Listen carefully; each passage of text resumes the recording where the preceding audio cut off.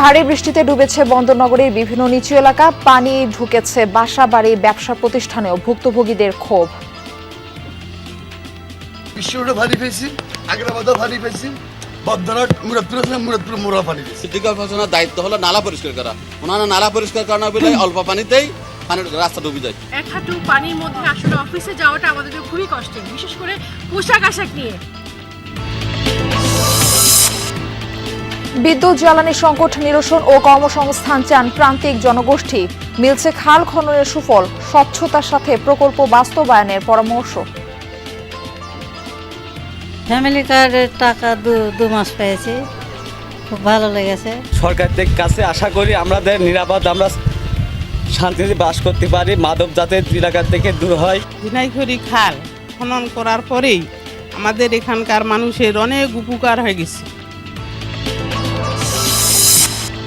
পাটুরিয়া দৌলতদিয়া ঘাট সংস্কারে কোটি কোটি টাকা গচ্চা, নদী ভাঙন রোধে নেই টেকসই প্রকল্প, সরকারি 2 দপ্তরের রশি টানাটানিতে আটকে আছে সমাধান।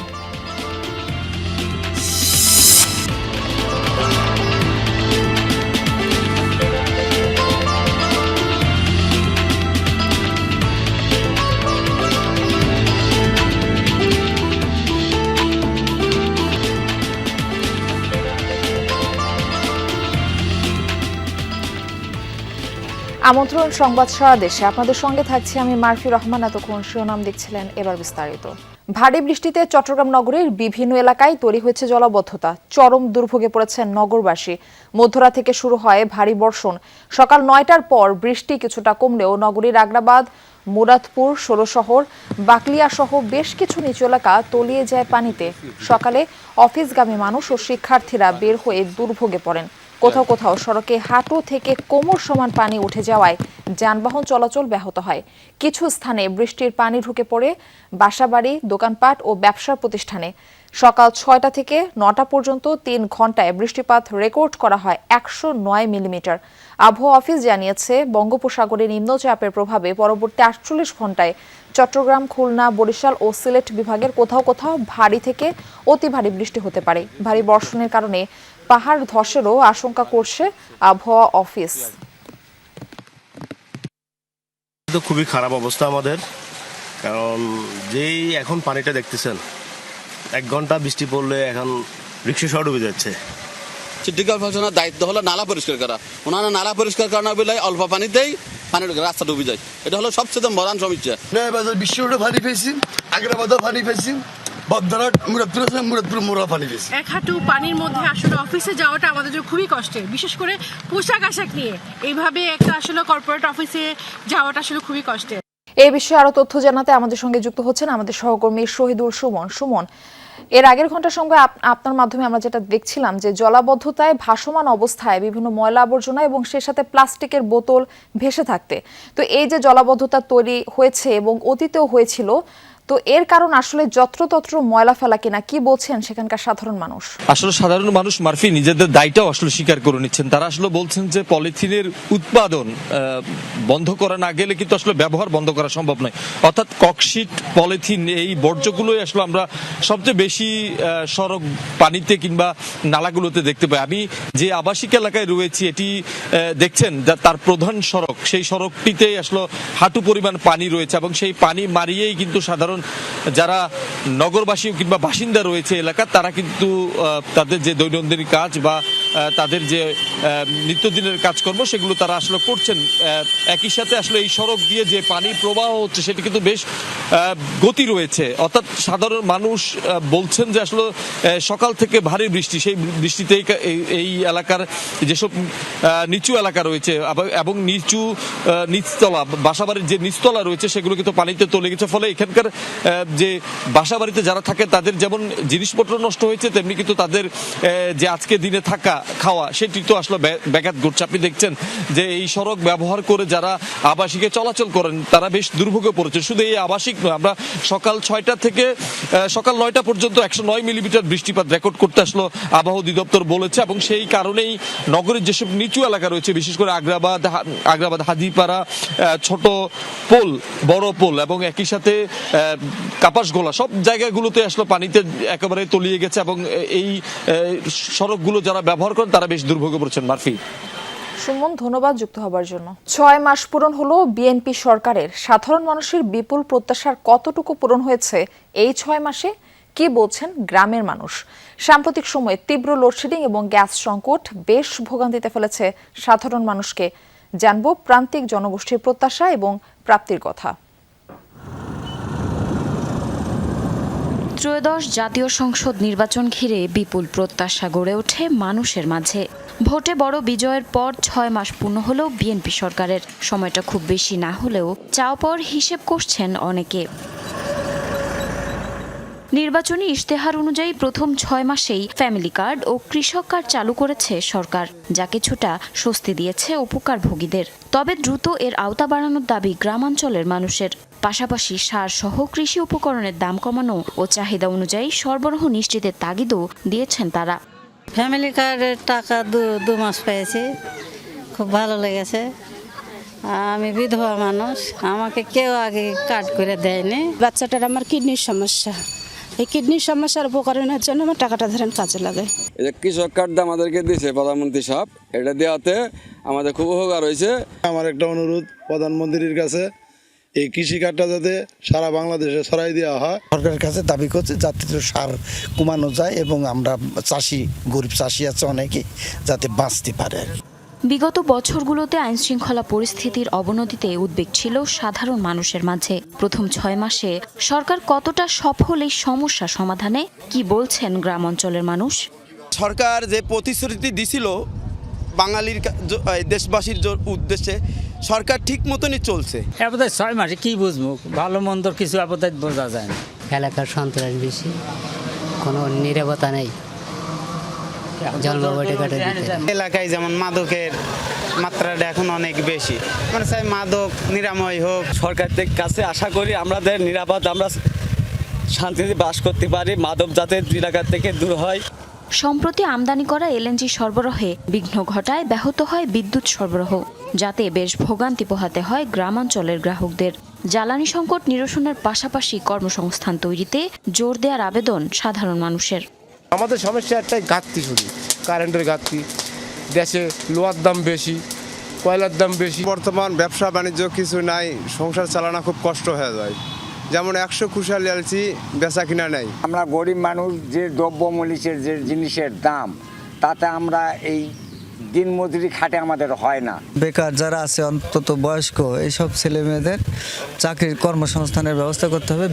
বিএনপি সরকারের অন্যতম নির্বাচনী অঙ্গীকার খাল ও নদী খনন। এরই মধ্যে বিভিন্ন স্থানে খাল খননের সুফলও মিলেছে। সঠিক পরিকল্পনা ও স্বচ্ছতার সাথে প্রকল্প বাস্তবায়নের পরামর্শ স্থানীয়দের। জঙ্গল ছিল, এখানে দাঁড়ানোর মতো পরিস্থিতি ছিল না, এত নোংরা, এত পরিবেশ খারাপ ছিল। ঝিনাইখড়ি খাল খনন করার পরেই আমাদের এখানকার মানুষের অনেক উপকার হয়ে গেছে। খাল খনন করাতে আমরা কদিন আগে যে বর্ষাটা ছিল, বর্ষা মৌসুমে আমরা অনেক লোক যারা মাছ মারে জীবিকা নির্বাহ করে মাছ পেয়েছে, মাছ বিক্রি করে তাদের জীবন চালাইছে, পরিবার চালাইছে। আমরা সবাই খুশি এবং আঙ্গারের জন্য খুবই উন্নয়নমূলক কাজ হয়েছে। সামনের দিনগুলোতে বিদ্যমান সমস্যাগুলো সমাধানে সরকার আরও তৎপর হবে, এমনটাই চাওয়া প্রান্তিক জনগোষ্ঠীর। জারিন অর্নি, যমুনা নিউজ। ঢাকা সহ আশেপাশের কয়েকটি জেলায় গ্যাসের চাপ কিছুটা বাড়লেও সংকট কাটেনি। ফিলিং স্টেশনগুলোতে দীর্ঘ সময় অপেক্ষা করতে হচ্ছে চালকদের। এতে সবচেয়ে বেশি বিপাকে পড়েছেন সিএনজি অটোরিকশা চালকরা। তারা বলছেন, গ্যাস নিতে দীর্ঘ সময় অপেক্ষার কারণে কমেছে আয় রোজগার। গ্যাস সংকটের প্রভাব পড়েছে আবাসিক ও শিল্প খাতেও। কারখানাগুলোতে ব্যাহত হচ্ছে উৎপাদন। এতে বিপাকে পড়েছেন ব্যবসায়ী ও শ্রমিকরা। দ্রুত গ্যাস সংকট নিরসনের দাবি জানিয়েছেন ভুক্তভোগীরা। এরকম চলতে থাকলে আমি না খাই মরমু। আমাদেরকে এই কর্ম আর কোনো কর্ম নাই, আর কোনো কর্ম শিখছিও না। ঘন্টায় ঘন্টায় বয়ে তাই গ্যাস লইতে পারি, কালে সারা রাত বইছি, এতে কোনো গ্যাস কিন্তু খবর নাই। পাম্পে সিরিয়াল দিয়ে ঘন্টার পর ঘন্টা বসে রয়েছি, গ্যাস নাই। যাত্রী নিয়ে গেলে মাঝপথে গ্যাসের জন্য গাড়ি বন্ধ হয়ে যায়। এই গ্যাসের সংকটের বিষয়ে আরো তথ্য জানাতে নারায়ণগঞ্জ থেকে আমাদের সঙ্গে যুক্ত হচ্ছেন আমাদের সহকর্মী আমির হোসেন স্মিথ। এই যে গ্যাস সংকট, এটা তো বেশ দীর্ঘদিন যাবত চলছে এবং মাঝখানে গ্যাস সংকট কিছুটা কমলেও আবার নতুন করে শুরু হয়েছে। তো এই গ্যাস সংকটে নিশ্চয়ই শিল্প কলকারখানায় এর প্রভাব পড়েছে। তো এই বিষয়টা একটু জানতে চাই। মার্ফি, আপনি ঠিকই বলেছেন যে গত 7 দিন ধরে কিন্তু নারায়ণগঞ্জের শিল্প কলকারখানাগুলোতে যেগুলো গ্যাস নির্ভর, সেখানে গ্যাসের প্রেসার অনেকটা শূন্যের কোটায় নেমে এসেছিল বলে শিল্প উদ্যোক্তারা আমাদেরকে জানিয়েছিলেন। তবে গতকাল থেকে গ্যাসের প্রেসার কিছুটা বেড়েছে। কিছুক্ষণ আগেও আমি একজন শিল্প উদ্যোক্তার সাথে কথা বলেছি, তিনি আমাদেরকে জানিয়েছেন যে গ্যাসের প্রেসার যেটি আসছে, আগে যেখানে 5 বা 6 PSI গ্যাসের প্রেসার ছিল, সেই জায়গায় বর্তমানে তাদের 0.5 বা 0.10 এরকম গ্যাসের প্রেসার আছে। অর্থাৎ যে পরিমাণ গ্যাসের প্রেসার থাকার কথা, সেই পরিমাণ গ্যাসের প্রেসার কিন্তু পাচ্ছেন না। মানে সামান্য একটু প্রেসার দিয়ে তাদের যে শিল্পায়নের যে কাজ সেটি তারা করছেন বা উৎপাদন করছেন, তবে সেটি কাঙ্ক্ষিত মাত্রায় নয় বলে তারা আমাদেরকে দাবি করেছেন। তারা বলছেন যে বিশেষ করে নারায়ণগঞ্জে যে 450-এরও বেশি আপনার ডাইং কারখানা আছে, যেগুলো সেখান থেকে ফেব্রিক যদি ডাইং করতে না পারে, সেই সাথে যাদের রিলেটেড যে কারখানাগুলো আছে, যেমন গার্মেন্টস এর sewing section, finishing section, cartoning section সহ বিভিন্ন যে সেক্টর গুলো আছে, সেগুলো তো প্রভাব পড়ছে। বিশেষ করে গত 7 দিন গ্যাস না থাকার কারণে ডাইং কারখানাগুলো কিন্তু প্রচুর পরিমাণে গতিতে সেটি কাজ করতে পারতো। যেহেতু গ্যাসের প্রেসার এখন পর্যন্ত স্বাভাবিক হয়নি, সে কারণে কিন্তু তাদের ধীর গতিতে কাজ করতে হচ্ছে। স্বাভাবিক হয়নি, সে কারণে কিন্তু তাদের ধীর গতিতে কাজ করতে হচ্ছে। সবকিছু মিলিয়ে শিল্প খাতে একটি চরম দুরবস্থা ব্যবস্থাপনার মধ্য দিয়ে তারা যাচ্ছেন বলে তারা আমাদেরকে জানিয়েছেন। তবে তারা বলছেন যে সরকারের কাছে তারা দাবি করেছেন যত দ্রুত সম্ভব শিল্প কারখানাকে বাঁচিয়ে রাখার জন্য, দেশের অর্থনীতিকে টাকাকে গতিশীল রাখার জন্য গ্যাসের যে সমস্যাটি হচ্ছে সেটি সমাধান করার জন্য দ্রুত লাঘব করতে হবে। আপনাকে ধন্যবাদ স্মিথ যুক্ত হবার জন্য। প্রতি বছর জোড়াতালি কাজে খরচ হচ্ছে কোটি কোটি টাকা, তবুও দেশের গুরুত্বপূর্ণ নৌরুট পাটুরিয়া দৌলতদিয়া ঘাটে থামছে না নদী ভাঙন। ধীরে ধীরে সংকুচিত হচ্ছে ঘাটের বিভিন্ন অংশ, ভাঙনে ক্ষতিগ্রস্ত হয়ে 2টি ঘাট বন্ধ রয়েছে। কিন্তু এই ঘাটকে স্থায়ীভাবে রক্ষা করবে কে? পানি উন্নয়ন বোর্ড নাকি BIWTA? দায়িত্ব নিয়ে সরকারের 2 দপ্তরের মধ্যে চলছে রশি টানাটানি। আর এরই মধ্যে জোড়া তালি দিয়ে সচল রাখা হচ্ছে গুরুত্বপূর্ণ এই নৌযানটি। বিস্তারিত BM খোরশেদের প্রতিবেদনে থাকছে। একটু একটু করে বিলীন হচ্ছে পাটুরিয়া ঘাট। 3 নম্বর ফেরিঘাটের এই চিত্রই বলে দিচ্ছে ভাঙনের ভয়াবহতা। বর্ষার করাল গ্রাসে ধসে পড়ছে পার ও প্রতিরক্ষা ব্যবস্থা, ঝুঁকিতে পড়ছে ঘাটের সংযোগ সড়ক সহ বিভিন্ন স্থাপনা। ঘাটের অবস্থা ভালো না, এই লোড গাড়ি নিয়ে ওঠা মেলা অনেক কষ্ট হয়ে যায়। যে অফিসারগুলো যারা ঘাটে আসে বা কাজ কাম করে, তাদের যে যে অ্যাক্টিভিটিস কোনো কিছুই নাই। নামে মাত্র কিছু জিও ব্যাগ ফেলছে, 1 ব্যাগ ফেলে 10 ব্যাগের নাম বলছে, তাছাড়া আর বলে নাই। এভাবে তো চলতেছে। টাকা পয়সা আইনা মনে খায় মনে তারা কোনো ঘাটের কোনো কাজকর্ম কোনো কিছু করতেছে না। পদ্মার ভাঙনে ক্ষতিগ্রস্ত হওয়ায় প্রায় 2 মাস ধরে বন্ধ পাটুরিয়া 5 নম্বর ফেরিঘাট। 4 নম্বরও হুমকির মুখে। বিলীন হচ্ছে ব্যবসা প্রতিষ্ঠান ও বসতবাড়ি। প্রতিরোধে কোনো ব্যবস্থা না নেওয়ায় ক্ষোভ আর উদ্বেগ স্থানীয়দের। 5 নম্বর ঘাট থেকে বাঁশকান্দি পর্যন্ত BIWTA এর যে এরিয়া, এখানে কোনো কাজ করে না, কোনো গুরুত্ব নাই এদের। আমরা পাটুরিয়া ঘাটের জনগণ ভাগাভাগি দেখতে চাই না, আমরা নদী শাসনের কাজ চাই।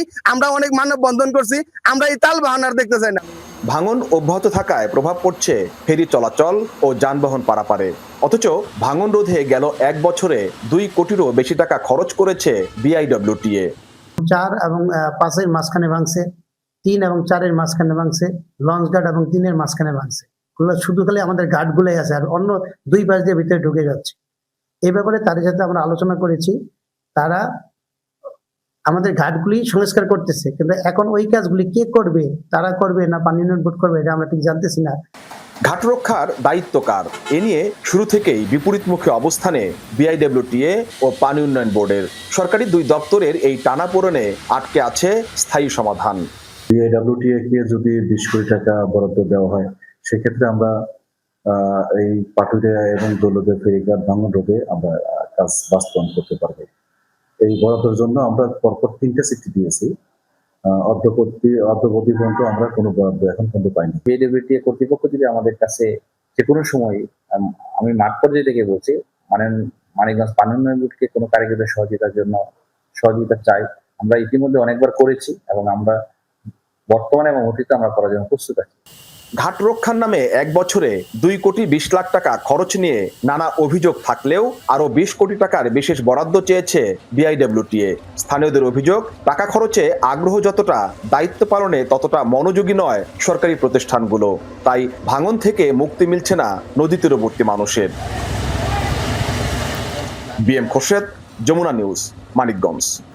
হাওড় অঞ্চলে বোরো ফসলে দুর্যোগের ঝুঁকি কমাতে ভর্তুকি মূল্যে আধুনিক যন্ত্রপাতির দাবি জানিয়েছেন নেত্রকোনার চাষিরা। কৃষকরা বলছেন, দ্রুত ফসল তুলতে এবার পর্যাপ্ত হারভেস্টার মেশিন পাওয়া যায়নি। এই জন্য ফসলের ক্ষতির পরিমাণ বেড়েছে। ক্ষতি হওয়ার পর ভর্তুকি না দিয়ে স্থায়ী সমাধানে প্রয়োজন আধুনিক যন্ত্রপাতি। কৃষকের কথা মাথায় রেখে হাওড় অঞ্চলে আধুনিক যন্ত্রপাতি সরবরাহে সরকার কাজ করছে বলে জানিয়েছে কৃষি কর্মকর্তারা। গেল মৌসুমে অতিবৃষ্টি আর ঢলের পানিতে নেত্রকোনার হাওড় অঞ্চলে এভাবেই তলিয়ে যায় কৃষকের বছরের একমাত্র বুড়ো ফসল। চোখের সামনে পাকা ধান তলিয়ে যেতে দেখলেও কিছুই করার ছিল না তাদের। কিছু কিছু এলাকায় ধান কাটার আধুনিক যন্ত্র, হারভেস্টার থাকলেও তা ছিল প্রয়োজনের তুলনায় অপ্রতুল। সব মিলিয়ে জেলার 70,000 হেক্টর জমির ফলন নষ্ট হয়। বছর বছর আগাম বন্যা আর পাহাড়ি ঢলের ক্ষতির হাত থেকে রক্ষা পেতে সরকারের সহযোগিতা চায় ক্ষতিগ্রস্ত চাষিরা। ভর্তুকি না দিয়ে পর্যাপ্ত আধুনিক যন্ত্রপাতি সরবরাহের দাবি কৃষকের। একটা ওয়ার্ডে 4-5টা গ্রামের মধ্যে একটা হারভেস্টার, এবং হাওরগুলো খুব বড় বড়, এখানে একটা হারভেস্টারে পারে না। এই লাগানোর টিয়া করতে হয়েছে, কাটার টিয়া করতে হয়েছে, সার টিয়া করতে দিয়ে দোষী আরো মেশিন বরাদ্দ করুন, আমরা কৃষকের কিছুটা বাচ্চা যাইব, নাহলে তো যেমন বৃষ্টির পানিতে ডুবে যাইব। কৃষকের এমন দাবির পরিপ্রেক্ষিতে সরকার হাওর অঞ্চলের কৃষিতে আধুনিকরণের উদ্যোগ নিচ্ছে। সম্প্রতি কলমাকান্দার হাওর পরিদর্শন শেষে উপজেলাকে পাইলট প্রকল্প হিসেবে কৃষিতে শতভাগ আধুনিক যন্ত্রের ব্যবহারের পদক্ষেপ নেওয়ার কথা জানান কৃষি কর্মকর্তা। আমরা যদি এই কৃষিকাজের ধানের চারা তৈরি এবং চারা রোপণ, কর্তন, মারাই এবং শুকানো প্রত্যেকটা কাজ যদি বিশেষ করে হাওরবাসীরা যদি মেশিনের মধ্যে করতে পারে, আমার মনে হয় যে আগাম বন্যা থেকে তারা তো রক্ষা পাবেই, এবং এই বিশাল অঙ্কের যে প্রোডাকশন, যে ফসল উৎপাদন হবে, এটা সারা দেশের জন্য উপকার হবে। চীন, জাপান সহ উন্নত দেশ থেকে কৃষি যন্ত্র আমদানির মাধ্যমে দেশের কৃষি ব্যবস্থাকে গতিশীল করতে সরকারের পরিকল্পনার কথা জানালেন নেত্রকোনার 1 আসনের সংসদ সদস্য। কমিউনিটি বেসড হারভেস্টিং সিস্টেমটা আমরা চালু করব। অফকোর্স প্রশাসনের যারা আছেন তিনারা এই বিষয়ে কাজ করছেন। আমরা মনে করি আমরা স্পিতে লক্ষ্যে পৌঁছতে পারবো। শুধু কলমাকান্দায় নয়, জেলার 7 উপজেলার হাওর অঞ্চল সহ প্রতিটি এলাকায় কৃষিতে ভর্তুকি মূল্যে আধুনিক যন্ত্র সরবরাহের দাবি কৃষকের। তাপস সরকার, যমুনা নিউজ। মৃত্যুর সঙ্গে দীর্ঘ 2 মাস লড়াই শেষে মায়ের কোলে ফিরেছে মাত্র 600 গ্রাম ওজন নিয়ে জন্ম নেয়া এক শিশু। চাঁদপুরের চিকিৎসকদের নিরলস চেষ্টা ও বাবা মায়ের ধৈর্যই এনে দিয়েছে এই সাফল্য। জেলা পর্যায়ের হাসপাতালে এত কম ওজনের শিশুকে বাঁচানো বড় সাফল্য হিসেবে দেখছেন চিকিৎসকরা। 2 সন্তানের জন্য প্রহর গুনছিলেন চাঁদপুরের ফরিদগঞ্জের গল্লা গ্রামের বাসিন্দা জাকির তানজিনা দম্পতি, কিন্তু 5 মাসের সময় দেখা দেয় জটিলতা। ঢাকার একটি হাসপাতালে জরুরি সিজারিয়ান অপারেশনে জন্ম নেয় যমজ সন্তান। দুজনেরই ওজন 600 গ্রামের ঘরে। মাথা, ফুসফুস, হৃৎপিণ্ড সহ শরীরের অনেক অঙ্গই তৈরি হয়নি ঠিকঠাক। জন্মের 4 দিন পরই মারা যায় এক শিশু। চিকিৎসকরা প্রায় আশাই ছেড়ে দিয়েছিলেন অপর শিশুকে বাঁচানোর, তবে হাল ছাড়েননি বাবা মা। শেষ চেষ্টা হিসেবে গত 19 জুন শিশুটিকে ভর্তি করা হয় বেসরকারি চাঁদপুর স্পেশালাইজড হাসপাতালের এনআইসিইউতে। মোটামুটি বাচ্চার গ্রোথ ভালো হয়েছে, বাচ্চার সকল অর্গানগুলো আসছে আলহামদুলিল্লাহ। আজকে 2 মাস, এখন বাচ্চা মায়ের খাবার, মায়ের বুকের দুধ খাইতে পারে। আমরা তো আশার আলো ছিল না, এখন তো বাবু মোটামুটি সুস্থের দিকে, আমরা এখন খুবই খুশি।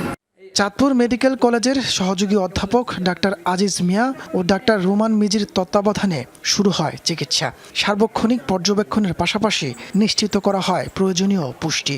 ধীরে ধীরে সাড়া দিতে শুরু করে ছোট্ট শিশুটি, বাড়তে থাকে ওজন। প্রায় 2 মাসের লড়াই শেষে গত 14ই আগস্ট এনআইসিইউ থেকে কেবিনে নেওয়া হয় শিশুটিকে। এখন তার ওজন 1 কেজির বেশি। জার্নিটা যখন শুরু করি আমরা তখন ভাবিনি যে বাচ্চাটাকে আমরা কেয়ার দিতে পারবো এবং এটাকে আমরা ডিসচার্জ দিতে পারবো। তো আমরা যখন ওকে ছেড়ে দিই তখন তার ওজন দাঁড়ায় 1140 গ্রাম। এবং এখন সে মায়ের বুকে থাকে এবং মায়ের বুকটা সে সরাসরি টেনে খেতে পারে এবং এটা আমরা আশা করি যে এটা আমাদের সফলতা। এই কেয়ার চলবে তার 2000 গ্রাম পর্যন্ত কন্টিনিউয়াস, মানে হচ্ছে যে সপ্তাহে অথবা 10 দিন পর পর অথবা মাসে একবার ফলো আপে আসবে। চিকিৎসকরা বলছেন নিবিড় পরিচর্যা ও পরিবারের ধৈর্যের কারণেই এই জয় সম্ভব হয়েছে।